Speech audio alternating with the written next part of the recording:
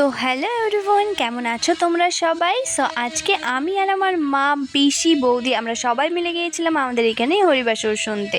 So দেখো, এখানে আমার দিদিও ছিল, বাট আমার দিদি যায়নি, কারণ আমার দিদির শরীরটা একটু খারাপ ছিল, তাই আমার দিদি যায়নি। আমরা সবাই মিলে গিয়েছিলাম আমাদের এখানে হরিবাসর বা কীর্তন যাই বলো শুনতে।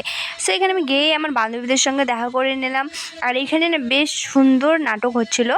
আর তোমরা সাইডে কি আমার সাউন্ড শুনতে পাচ্ছ? জানো তো, প্রচুর পরিমাণে সাউন্ড হচ্ছে আমার বাড়ির পাশে, যার জন্য আমি ভয়েস ঠিক মতো দিতে পারছি না। এই জন্য আমার খুব খারাপ লাগছে।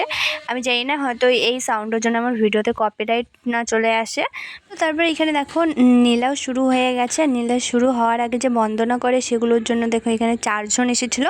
তারপরে না এই ছোট্ট একটা বাচ্চা কৃষ্ণ সেজে এসেছিলো, যে বাচ্চাটা না এতটাই মিষ্টি ছিল দেখতে, যে আমরা যে সাইডে বসে আছি এরকম সাইডে বসে থাকা একটা মহিলা এসে একে কোলে করে নিয়ে এই মানে যেমন ঘুরছে এরকমভাবে ঘুরে নিয়ে বেড়ালো। সো তারপর দেখো এখানে নীলা শুরু হয়ে গেছে, আর এখানে দুটো অসুর এসে এইসব নাটক করছিল। মানে তারপর এখানে ব্রহ্মা আসলো, তারপরে এখানে নাটকও শুরু হয়ে গেছে।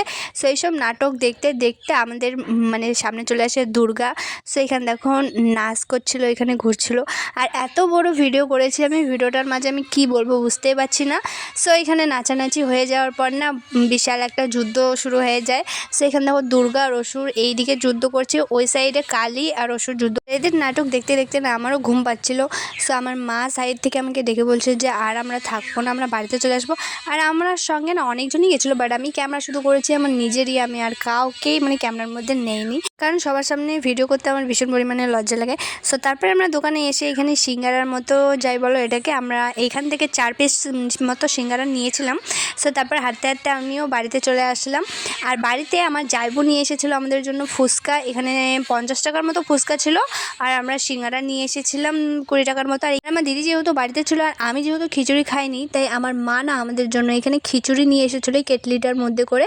আর এই খিচুড়িগুলো না আমরা আজকে খাইনি, পরের দিন খেয়েছিলাম সকালে। সো আজকের মিনি ব্লগটা এখানেই শেষ, দেখা হবে নেক্সট কোনো ভিডিওতে। বাই।